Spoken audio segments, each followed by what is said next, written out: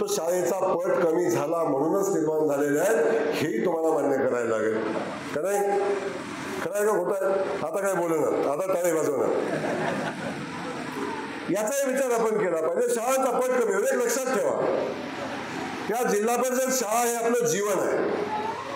उद्याचं भविष्य घडवणारी पिढी घडवणारं तर आहेच आहे, पण हे आपलं जीवन आहे, लक्षात ठेवा. आणि ही संस्था जगली तर तुम्ही जगाल. जिल्हा परिषद शाळा जगल्या तर तुम्ही जगाल.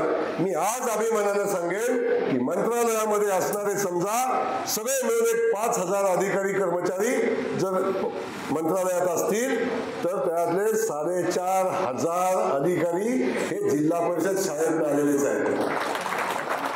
कुठला आहे सांगा मला? इंग्लिश मिडियमच्या स्कूलमधनं झालाय, मला सांगा जरा. कुठला आहे इंग्लिश मिडियमच्या स्कूलमधनं झालाय? आपल्या महाराष्ट्रात आहे उदाहरण नाही. पण अनेकदा सांगतो की अनेक शिक्षक नवनवीन उपक्रम राबवून खूप चांगल्या शाळा चालवतात. अनेक शाळा अशा आहेत की त्या शाळेमध्ये ऍडमिशन घ्यायला, जिल्हा परिषद शाळेमध्ये ऍडमिशन घ्यायला सुद्धा वेटिंग असतं. अशाही शाळा मी काही बघितलेल्या आहेत. असं म्हणत नाही की मी शाळेत असणार नाही, खूप चांगले शिक्षक आहेत, पण काही अंश असा आहे की त्यांच्यामुळे अख्खा शिक्षण व्यवस्था बदनाम होते. याचा मात्र आपल्याला काळजीपूर्वक विचार करावा लागेल की लक्षात ठेवा.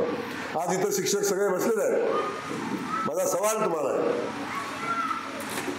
इथं जोडीने आलेले किती जण आहेत सांगा बरं?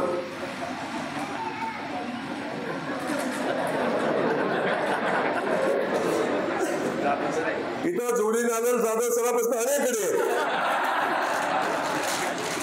इतके जोडीने आलेले आहेत. पण या जोडीने आलेल्या दोघांना माझा प्रश्न आहे की तुमचा मुलगा तुमच्या शाळेत शिकला असं कितीकडे आहे?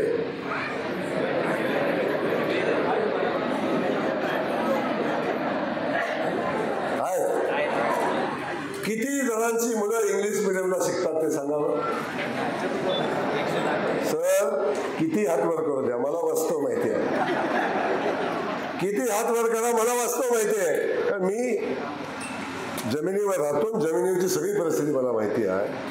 अहो, दोघांचा मिळून 1.5 लाख पगार आहे, बरोबर आहे का नाही? पण पोरग इंग्लिश मिडियमला आहे आणि इंग्लिश मिडियमला पोरगा आहे, त्याला ऍडमिशन मिळवणं म्हणून आमदाराला फोन करतात, आमदार साहेब तेवढं ऍडमिशन द्यायला सांगा.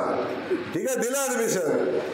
पण सेठ 1.5 लाख रुपये पगार घेणारे दाम्पत्य आहे, यांचा मुलगा शाळेत ज्या शिक्षकेच्या हाताखाली शिकतो तिला पगार 12,000 आहे.